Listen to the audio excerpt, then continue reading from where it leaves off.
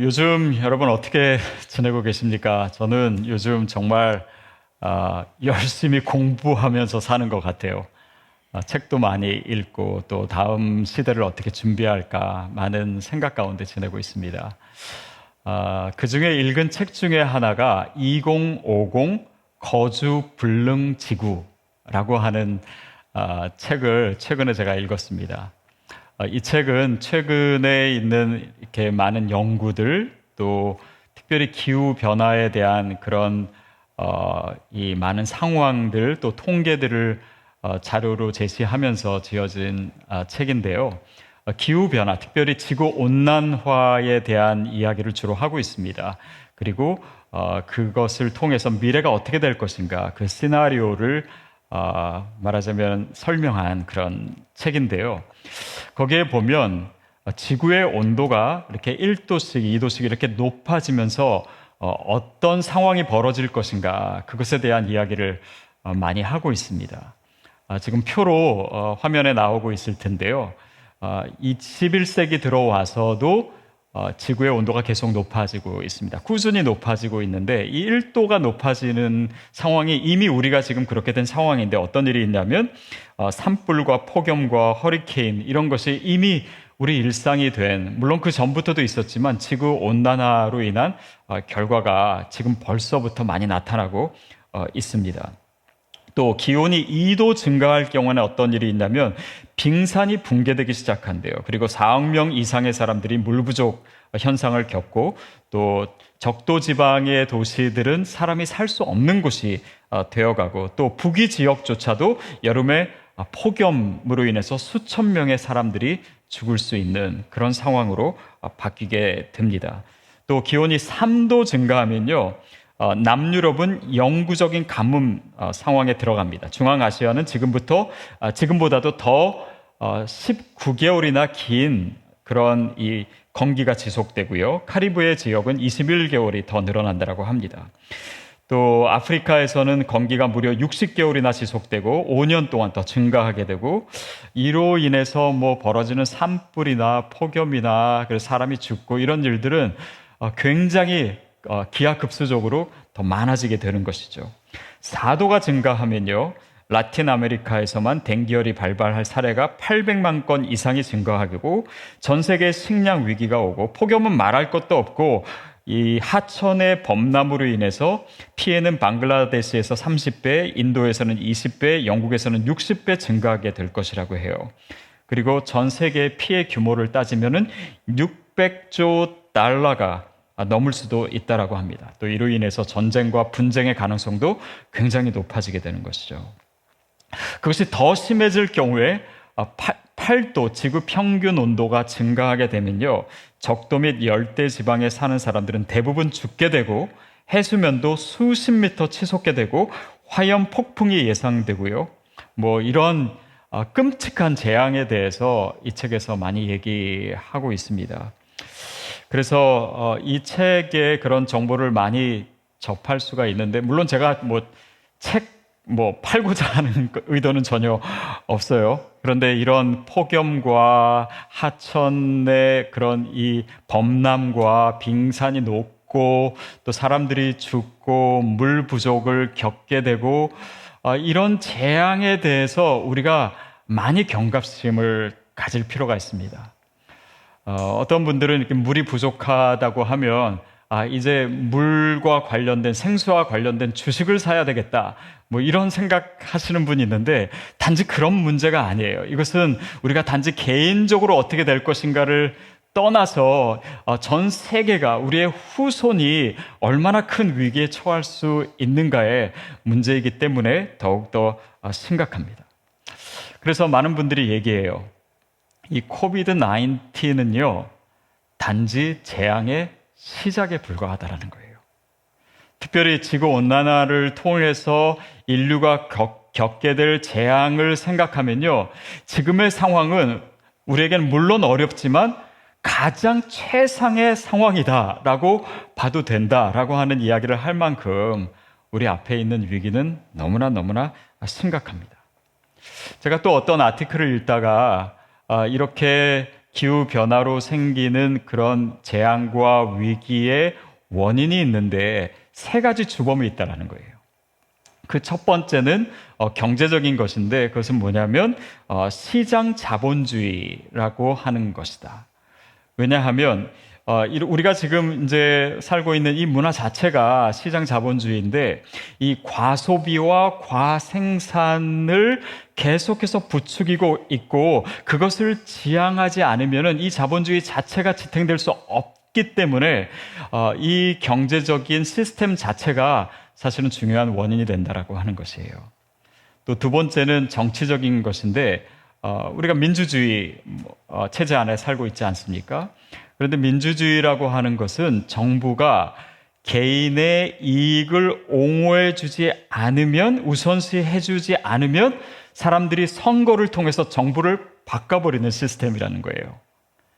그러니까 이 체제가 참 자유롭고 좋은 것이긴 하지만 기후의 관점에서 봤을 때는 훨씬 더 어려운 것이다라고 하는 것입니다. 왜냐하면 인간이 이익을 추구할수록 산업을 더 발전시킬수록 자연을 파괴하고 또 이 기후변화 또 온난화를 부추기기 때문입니다. 세 번째는 국제관계에 대한 것입니다. 그러니까 나라마다 국가마다 다 자국 우선주의로 가다 보니까 특별히 이 기후에 관련된 이 국제 협약을 지키기가 더 어려운 상황이다라고 하는 것이에요. 어쨌든 이 세 가지를 봤을 때요, 동시에 우리가 생각할 수 있는 것은 모두가 다 인간의 이기심과 관련이 있는 것입니다. 이 이기심이라고 하는 것은 여러 가지 상황으로 또 우리가 그냥 그것이 굳이 나쁜 것인가, 경제가 발전하고 또 국가가 자기 나라를 위하고, 그러나 인간 안에 있는 궁극적인 이 죄성의 모양이 바로 이기주의이기 때문에 그것이 이 죄의 속성과 연관되어 있습니다. 결국 지구온난화나 이 기후변화로 인한 이런 재앙은요, 인간의 죄성과 관련이 있는 것입니다. 우리는 이 성경을 통해서 하나님께서 이 죄의 문제를 어떻게 다루시는지를 알고 있습니다. 그리고 결국 그 죄의 문제를 해결하시기 위해서 아들 예수 그리스도를 우리에게 주셨잖아요. 그런데 거기에는 단지 우리가 구원받고 천국 가는 것보다도 훨씬 더 깊은 의미가 담겨져 있습니다. 우리 성경 말씀을 한 군데 찾아볼게요. 골로새서 1장 20절 말씀입니다. 함께 읽겠습니다. 시작. 그 아들의 십자가의 피로 평화를 이루어 만물 곧 땅에 있는 것이든 하늘에 있는 것이든 모든 것이 아들로 인해 자기와 화목하게 되기를 기뻐하셨기 때문입니다. 보십시오. 죄의 결과가 하나님과의 관계에 있어서의 문제를 일으켰습니다. 그것뿐만 아니라 사람과 사람과의 관계를 파괴하는 것이 죄예요. 그런데 그것이 전부가 아닙니다. 하나님과 또한 우리와 자연과의 관계를 파괴하는 것이 죄의 문제예요. 그래서 하나님께서 아들 예수 그리스도를 주시는 것은 땅에 있는 모든 피조물과의 관계를 회복시키시는 것이다 라고 하는 것을 이 구절이 얘기하고 있습니다. 다시 말해서 자연과 다른 피조물과의 화해는 단지 환경 문제가 아닙니다.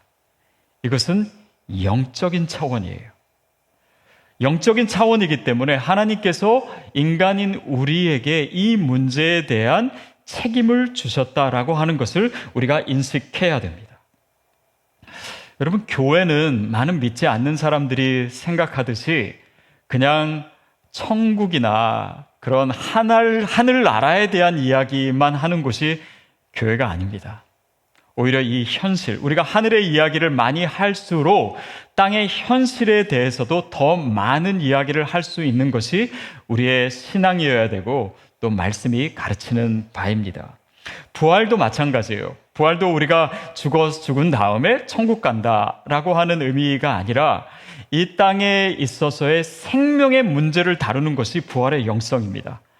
또 오늘 우리의 현실에 있어서 이 자연의 문제, 피조물의 문제, 그것이 이 부활의 영성을 가진 크리스찬에게도 여전히 중요한 문제임을 깨닫는 것이 바로 이 부활신앙을 가진 우리가 생각해야 될 것입니다. 그래서 이 문제는요, 단지 우리가 뭐 플라스틱 사용을 좀 줄여야 된다라고 하는 윤리적 문제를 넘어서서 영적인 문제이고, 크리스찬의 책임의 문제이고, 창조의 의도의 문제이고, 바로 오늘 그런 이야기를 본문을 통해서 나누려고 합니다. 환경에 대한 문제인데요.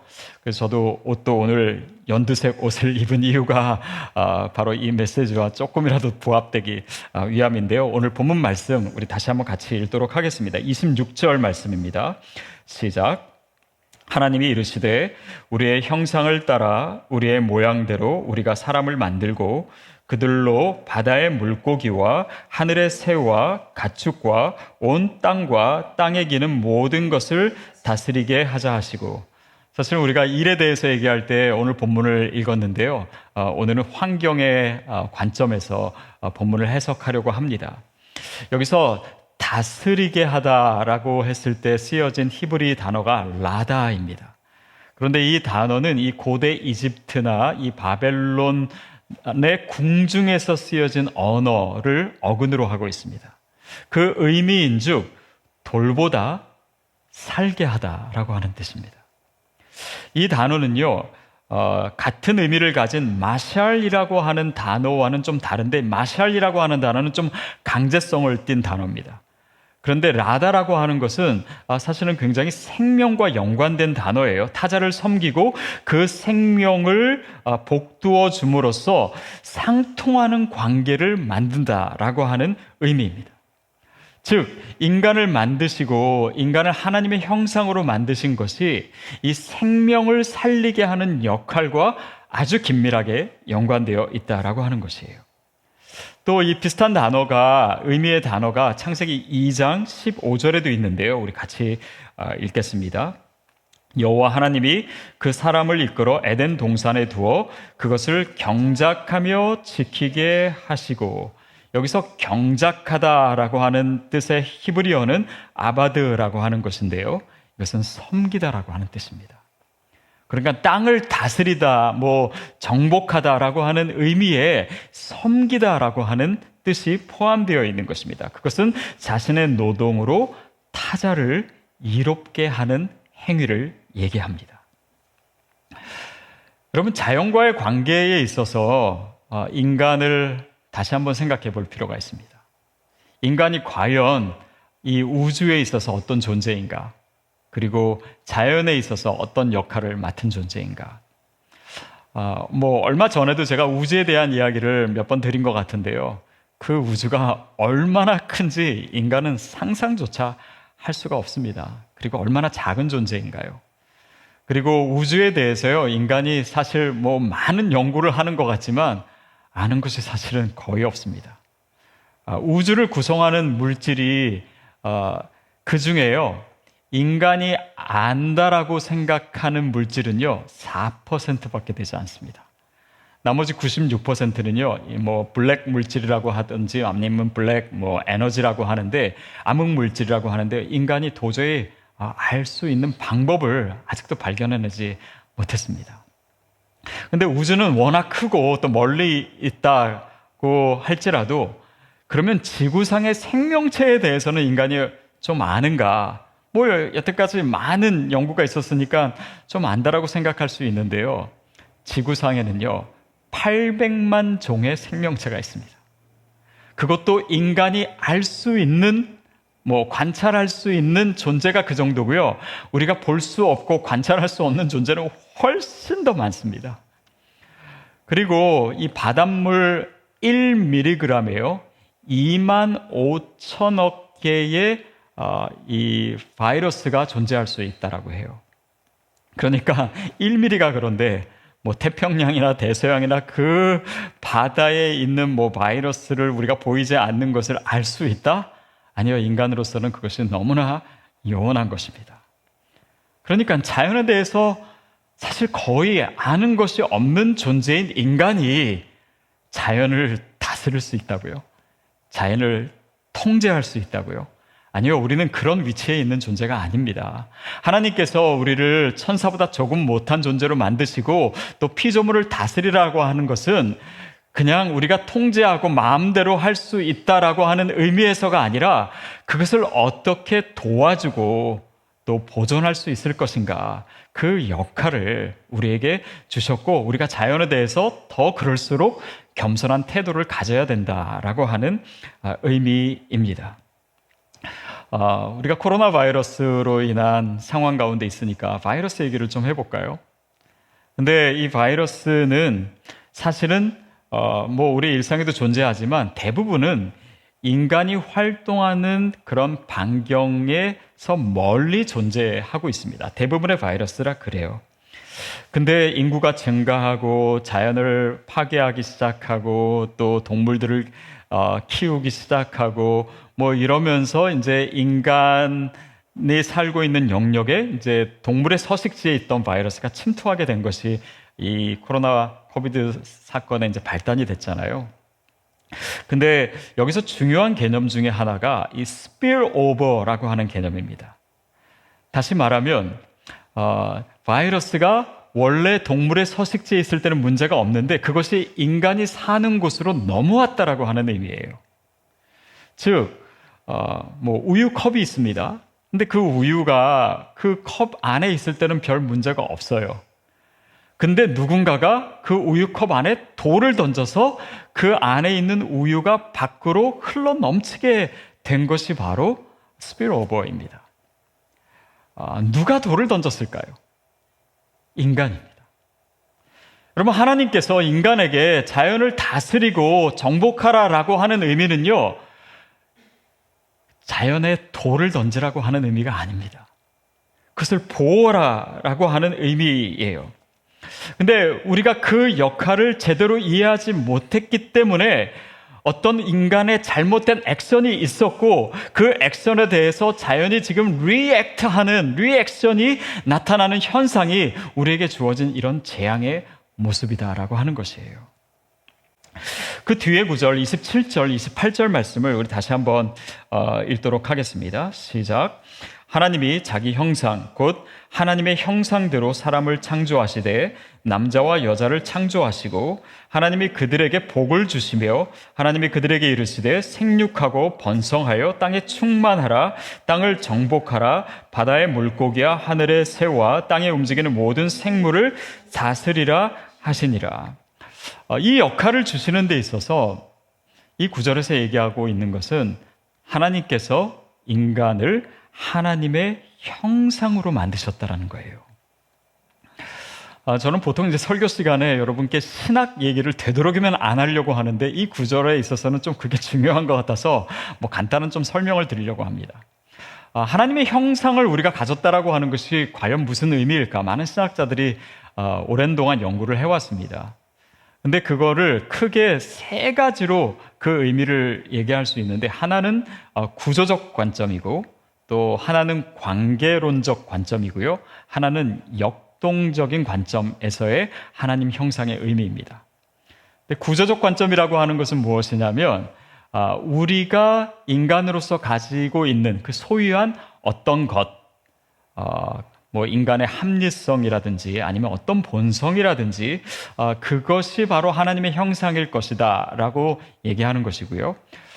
관계론적 관점이라고 하는 것은 인간은 타락했기 때문에 하나님의 어떤 것도 가지고 있지 않다. 그러나 우리에게 남아있는 유일한 것은 뭐냐면 하나님과 관계할 수 있는 능력이다. 이렇게 하나님의 형상을 설명합니다.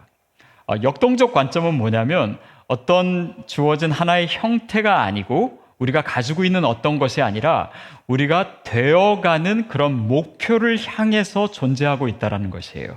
다시 말하면 하나님의 형상은 하나님이 원하시는, 정말 회복하기를 원하시는 인간의 모습으로 우리가 되어가는 과정 가운데 있다라고 하는 것입니다. 자, 근데 저는 이 세 가지 의미가 하나로 모아지는 의미가 있다라고 생각해요. 그것은 뭐냐면 하나님의 형상은 물론 많은 의미가 있겠지만 피조물에 대한 책임성이다.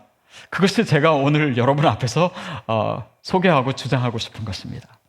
근데 사실 이 말은요, 오랜 전에 2세기 초대 교부였던 이레니우스가 이미 얘기한 것이기도 합니다. 그가 뭐라고 얘기했냐면, 하나님의 형상은 인간의 죄성에도 불구하고 아직 보유하고 있는 것인데, 우리의 합리성, 도덕성, 그리고 책임성이다. 저는 여기서 우리가 주목해야 되는 것이 바로 책임성이라고 생각합니다. 하나님의 형상을 우리가 가졌다라고 하는 것은 특별히 하나님의 나라를 이루어가는 데 있어서 우리가 어떤 책임을 가지고 있는가, 그것이 단지 윤리적인 부분, 영적인 부분, 이 모든 것을 다 포함하지만 그 중에 자연에 대한 책임성을 우리가 가지고 있는 것, 그것이 바로 하나님의 형상을 가진 인간이 우리가 지켜나가야 되고 우리가 반드시 지켜야 될 책임이다라고 하는 것입니다. 그래서 우리가 하나님의 형상으로 살아갈 때 우리가 기억해야 되는 것은, 아까 우리가 죄에 대해서도 언급을 했지만, 나를 위해서 단지 더 잘 먹고 더 많이 갖고 더 편안해지기 위한 그런 목표를 가졌을 때는 이 하나님의 형상으로서의 책임을 우리가 이뤄갈 수가 없습니다. 그런 의미에서요, 우리가 더 크게 생각해야 돼요. 내 생각이나 아니면 내 가족이나 내 자녀나 그 생각에서 머물러서는요, 이 책임성을 발휘할 수가 없습니다.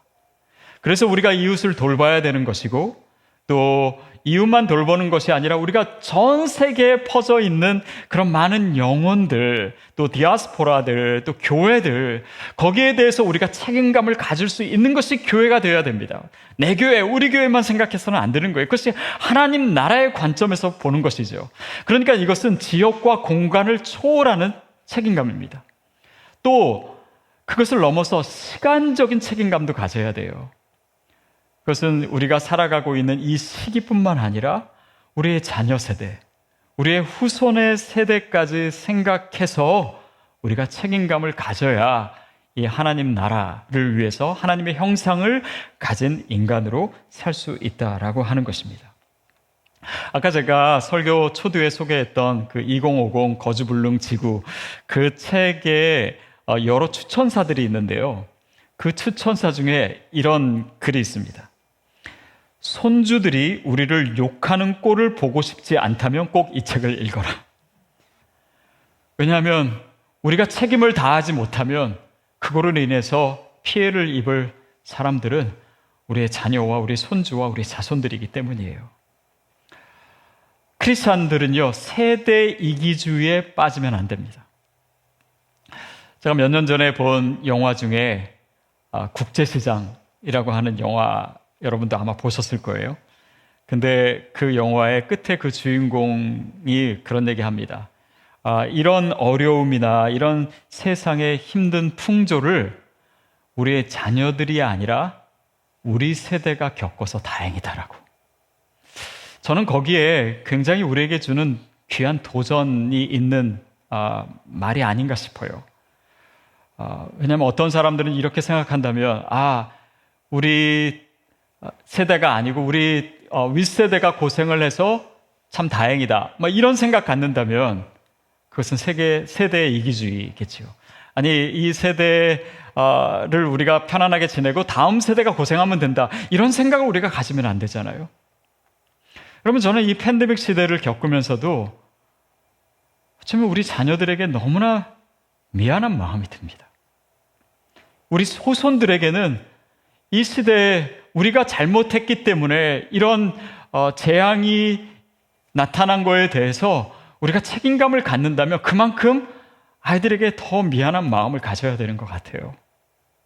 다시 말하면 크리스천은 단지 우리의 생각과 우리의 시대와 우리의 공간과 거기에만 생각이 멈춰서는 안 되고, 그것보다 더 크게 생각해야 되고 더 크게 책임감을 가져야 되는 존재예요.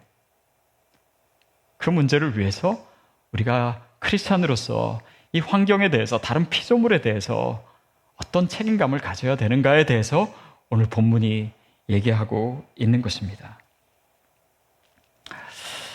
여러분, 그 파타고니아라고 하는 회사를 혹시 아십니까? 근데 이 회사가 그냥 이렇게 뭐 아웃도어 의류나 제품을 만드는 회사인데요. 2011년에 뉴욕 타임즈에 전면 광고를 띄웠는데 바로 이렇게 띄웠습니다. 거기에 뭐라고 쓰여 있냐면 Don't buy this jacket. 아니, 옷을 파는 회사가 옷을 사지 말라라고 하는 광고를 했어요. 근데 얼핏 들으면은 이 회사가 이렇게 좀 역설적인 표현을 사용해가지고 오히려 더 물건을 많이 팔기 위해서 이런 고도의 상수를 쓰는 것이 아닌가 이렇게 생각할 수도 있는데요. 사실은 그렇지 않습니다. 이런 광고를 한 데는요, 몇 가지 이유들이 있어요. 근데 이 회사에서 얘기한 것은 이런 것입니다. 이 자켓 하나를 만드는데 물이 135리터가 들어간대요. 그러니까 환경적으로는 많은 대가를 감수하고 이런 제품이 나오는 것입니다. 또 이것이 원산지에서 창고까지 오게 되는데요. 최소 20파운드의 이산화탄소가 발생이 된대요. 이것은 이 제품의 24배가 되는 무게입니다. 그러면서 이 제품은 굉장히 견고하게 만들었으니까, 튼튼하게 만들었으니까 더 다른 제품들을 많이 살 필요가 없다라고 하는 이야기도 하고, 또 이런 환경을 생각해서는 옷을 되도록 안 사는 것이 좋다라고 하는 이야기도 했습니다. 근데 왜 이 회사가 이런 이야기를 하는지에 대해서 제가 궁금해져서 이 회사의 창업자가 누군지를 좀 서치를 해봤어요. 이본 시나드라고 하는 사람입니다. 이 사람은 뭐 어렸을부터 이제 암벽 등반도 하고 또 자기가 이런 그 마운틴 클라이밍에 대해서 관심이 있으니까 거기에 맞는 제품도 개발도 해가지고 회사를 만들었어요. 근데 그 회사가 만든 제품이 뭐냐면 피톤이라고 하는 등산할 때 이제 올라가기 위해서 바위에 이렇게 박는 것입니다. 그래서 사업이 굉장히 잘 됐어요. 근데 어느 날 이 사람이 생각해 봤더니 자기 회사의 이 제품을 사람들이 사용하는데 이게 바위를 상하게 만드는 거예요. 그래서 그 잘 되던 회사를 하면서 이 피톤의 생산을 중지시켰습니다. 그리고 자연을 파괴하지 않게 하는 그런 제품을 만들기 시작했어요. 그리고 1970년에 등산 의류 사업을 시작했습니다. 근데 의류를 만들다 보니까 면 생산을 하는데 이 토양 오염이 어마어마한 거예요. 그래서 이 사람이 시작한 게 뭐냐면 유기농 목화를 사용하기 시작했습니다. 그러니까 이 단가가 훨씬 더 높아지게 된 거예요.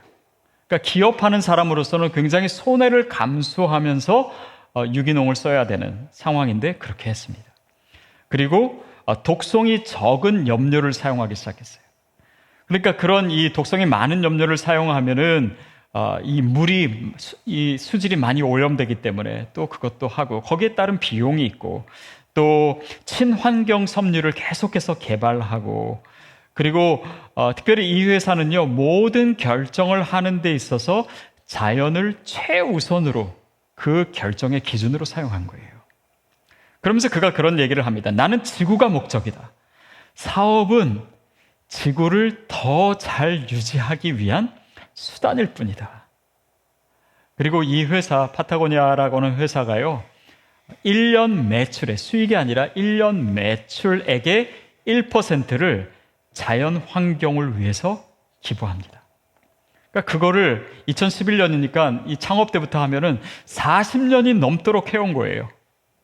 그러니까 그 진정성이 있고 지금은 50년이 됐겠죠. 그러니까 오랜 동안 한결같이 이 원칙을 지키면서 운영해온 회사가 이런 광고를 하니까 사람들이 그것을 진정성 있게 받을 수밖에 없었던 것이죠. 저는 이런 훌륭한 기업이 있다라고 하는 것에 큰 감동을 받고 또 이 이본 시나드가 굉장히 훌륭한 사람인데 제 머릿속에 딱 든 생각이 이 사람이 크리스찬이지 않을까라고 하는 생각이 들었어요. 그래서 이제 서치를 하는데 잘 안 나오더라고요. 그러면서 이제 제가 계속 자료를 찾으면서 이 사람 반드시 크리스찬이어야 된다. 왜냐하면 이번 설교에 제가 이 사람 얘기를 하기 위해서는 반드시 크리스찬이어야 되고 그런 간절한 마음으로 서치를 했는데요. 제가 발견했습니다. 이 사람이 크리스찬이 아니에요. 부디스트예요. 제가 좀 실망했습니다. 근데 이게 바로 오늘 우리에게 주신 도전이 아닌가 싶어요. 여러분, 이런 일은요, 우리 크리스찬이 해야 되는 것입니다. 왜냐하면 우리가 믿고 있는 것이 뭡니까? 하나님의 창조예요. 이 모든 자연이 하나님의 손길로 지어진 것이고 하나님께도 소중한 피조물입니다. 우리가 그것을 믿고 있는 자들이에요. 그리고 우리가 누굽니까? 하나님의 형상이에요. 바로 이 피조물에 대해서 책임을 가지고 있는, 그것을 도와주고 그것의 생명력을 불어넣고 지키고 보호해야 될 책임감을 가진 인간이 바로 우리라고 하는, 그것이 바로 크리스찬이라고 하는 것을 우리가 알고 있는 자들입니다. 그 책임이 저와 여러분에게 있어요. 그래서 저는 이런 크리스찬 기업들이 많이 나오게 되기를 바랍니다. 단지 기업뿐만 아니라 우리의 삶에, 우리의 일상에 바로 이 하나님의 말씀이, 우리에게 주어진 이 책임감이, 우리의 이 신학이 묻어나오는 그런 삶을 사는 것, 그것이 곧 크리스찬의 삶이고 그것이 하나님의 형상의 모습이라고 믿습니다. 여러분, 오늘 우리에게 주어진 이 도전을 심각하게 받으셔야 됩니다. 그리고 고민하셔야 돼요. 내가 뭐가 달라질 수 있을까? 내가 이번 한 주 동안도 무엇을 실천할 수 있을까? 하나님의 형상으로서 이 책임을 가진 자로서 어떻게 달라질 수 있을까? 그동안 내 생각만 하고 그런 환경에 대해서 무관심했던 그 모습도 회개하고 이제는 크리스찬으로서, 교회로서 이 부분에 있어서 어떻게 책임감 있게 살아갈 것인가? 그것이 우리에게 아주 무거운 도전이 되기를 바랍니다. 그래서 그것이 우리의 일상의 모습이 돼야 되고 그것이 우리의 현실의 문제가 돼야 되고 이것이 가장 현실을 살아가는 우리들에게 영적인 책임이라고 하는 사실도 저와 여러분이 기억했으면 좋겠습니다.